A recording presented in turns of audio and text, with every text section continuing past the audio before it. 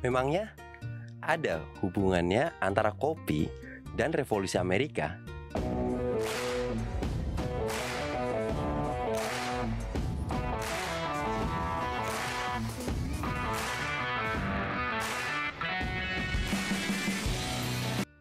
Mungkin sebelum kita masuk ke inti hubungan antara kopi dan terjadinya Revolusi Amerika, ada baiknya kita bahas dulu nih penyebab Revolusi Amerika. Ini dia. Perang Revolusi Amerika yang terjadi pada tahun 1775 sampai 1783 muncul dari meningkatnya ketegangan antara 13 koloni Inggris di Amerika Utara dan pemerintah kolonial yang mewakili kerajaan Inggris pada saat itu. Dan ini kita punya runtutan singkat peperangan yang terjadi selama 8 tahun di sana. Pertempuran antara pasukan Inggris dan milisi kolonial di Lexington dan Concord pada bulan April 1775 mengawali konflik bersenjata. Dan pada musim panas berikutnya, para pemberontak melancarkan perang skala penuh untuk kemerdekaan mereka. Lalu setelah itu Prancis memasuki Revolusi Amerika pada pihak penjajah pada tahun 1778 yang kemudian mengubah perang saudara menjadi konflik internasional. Hal ini terjadi setelah bantuan Prancis membantu Angkatan Darat Kontinental memaksa Inggris menyerah di Yorktown, Virginia pada tahun 1781. Amerika secara efektif telah memperoleh kemerdekaan pada saat itu, meskipun pertempuran secara resmi belum berakhir hingga tahun 1783. Itu dia awal mula penyebab Revolusi Amerika yang ternyata ada peran bangsa Prancis yang membantu kemerdekaan Amerika pada saat itu.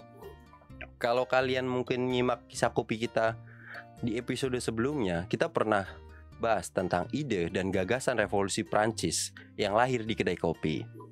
Ini jadi makin masuk akal adanya kopi yang juga berperan pada proses Revolusi Amerika. Karena tentara Prancis yang dipimpin oleh Napoleon Bonaparte selalu membawa bekal kopi pada saat mereka berperang. Mungkin terkesan mengada-ada ya, atau kalian pikir ini cuma sekedar cocok logi kan? Tapi namanya sejarah, apalagi dalam bentuk catatan dan artikel resmi, biasanya sih bener ya datanya, apalagi kalau saling berkaitan antara sejarah satu dan yang lainnya, dan dengan latar waktu yang sama. Ini dia awal mula kopi masuk ke Amerika. Pada tahun 1607, Kapten John Smith, pendiri koloni Virginia pada saat itu, memperkenalkan kopi kepada koloni lain di pemukiman Jamestown. Karena orang Amerika awal lebih menyukai teh dan minuman keras atau bir putih pada saat itu, mereka akhirnya lambat menerima kebiasaan meminum kopi. Pada tahun 1670, Dorothy Jones menjadi orang pertama yang menerima lisensi untuk menjual kopi di awal Boston. Lisensinya adalah referensi tertulis pertama di koloni Massachusetts tentang kopi, meskipun dia juga menjual coklat di kafenya. Pada pertengahan tahun 1700-an, banyak kedai minuman di koloni yang berfungsi ganda pada saat itu sebagai kedai kopi, namun mereka juga masih menjual teh dan kemudian bir di kedai mereka. Ini semua berubah setelah Pesta Teh Boston pada tahun 1773. Ketika para penjajah yang marah memprotes tingginya pajak teh Inggris membuang kiriman teh ke pelabuhan Boston.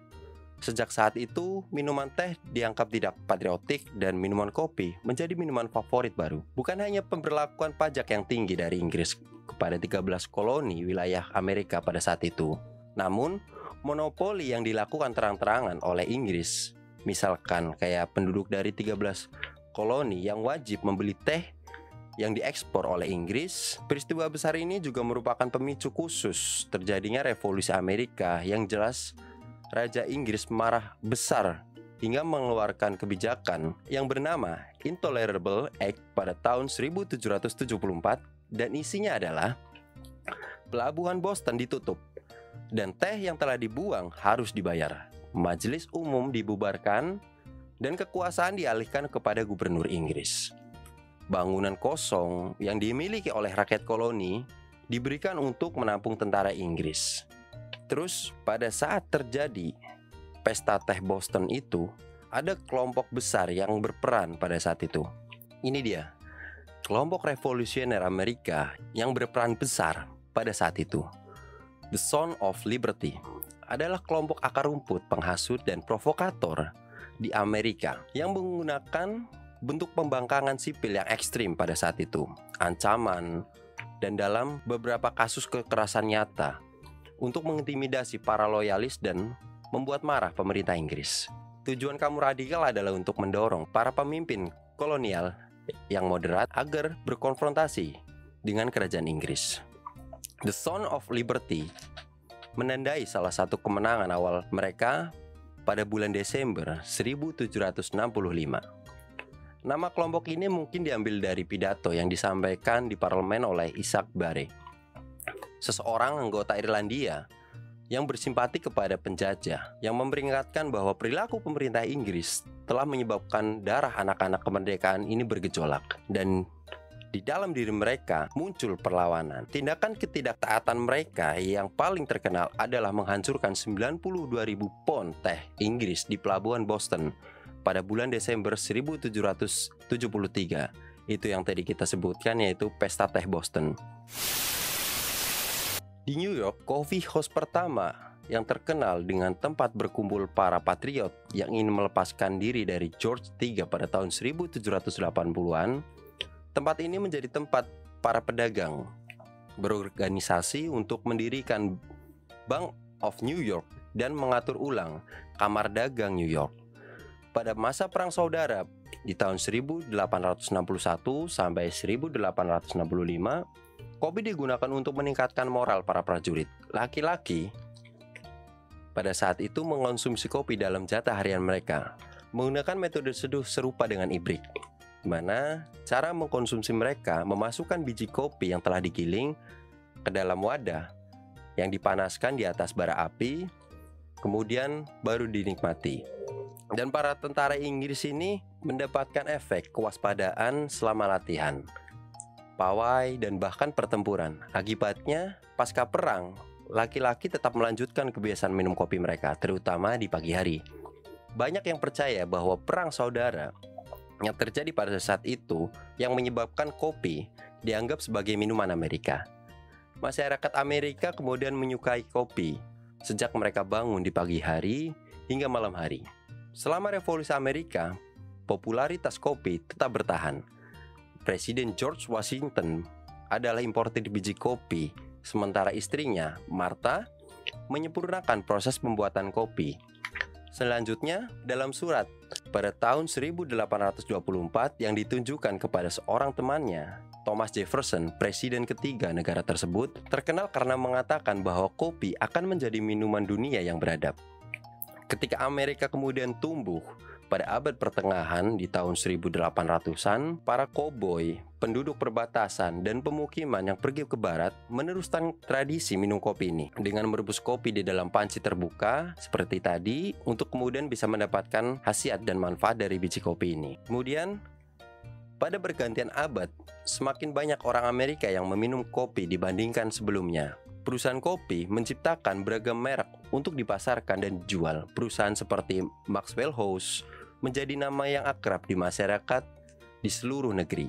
Presiden Theodore Roosevelt bahkan mendukung kopi Maxwell House ini dengan menyatakan bahwa kopi tersebut enak sampai tetes terakhir pada tahun 1917-an. Dan dimulainya Perang Dunia I, tentara Amerika meminum kopi untuk menjaga kesadaran mental dan mempertahankan motivasi mereka di medan perang. Diperkirakan tentara Amerika Serikat mengkonsumsi ribuan pon minuman kopi setiap harinya. Ketika depresi hebat melanda pada tahun 1930-an, orang-orang yang mengeluarkan $1 untuk menyimpan kopi di rumah mereka, dapur umum kemudian bermunculan di lingkungan sekitar untuk membantu para pengangguran yang membutuhkan makanan dan minuman pada saat itu. Dapur umum ini menyajikan kopi dan donat gratis, dan memadukan kedua item ini menjadi tradisi Amerika lainnya. Setelah Perang Dunia Kedua, pemerintah Amerika Serikat mulai mengatur konsumsi kopi di kalangan warga Amerika di dalam negeri, sehingga tentara di luar negeri selalu menikmati secangkir kopi mereka. Kemudian, Pada tahun 1942, upaya penjatahan kopi secara nasional dilakukan. Dengan kekuatan penuh, untuk setiap 5 minggu, orang Amerika hanya diperbolehkan minum 1 pon kopi. Dan setelah Perang Dunia Kedua, kebiasaan meminum kopi para pria juga ikut kembali ke rumah mereka. Jaringan televisi menghujani orang Amerika dengan iklan, mendorong orang untuk memasukkan kopi ke dalam rutinitas pagi mereka. Rehat kopi yang klasik menjadi waktu untuk meremajakan indera dan secangkir kopi bagi pekerja Amerika. Dengan ditemukannya alat pembuat kopi, kerja keras menjadi sedikit lebih mudah bagi jutaan orang Amerika yang sering bepergian. Kedai kopi dan restoran pinggir jalan terus menjadi tempat populer untuk menikmati secangkir kopi. Dampak dari revolusi Amerika adalah berangkat dari landasan kebebasan pribadi dan mendapat dukungan dari masyarakat umum. Di Amerika, deklarasi kemerdekaan sebagai manifest dari revolusi Amerika mengilhami semangat perjuangan bangsa Amerika. Revolusi Amerika juga mengilhami banyak bangsa-bangsa di dunia dalam memerdekakan diri mereka dan kemudian menentang penindasan di dunia, bahkan menjadi pemicu meletusnya revolusi di Prancis.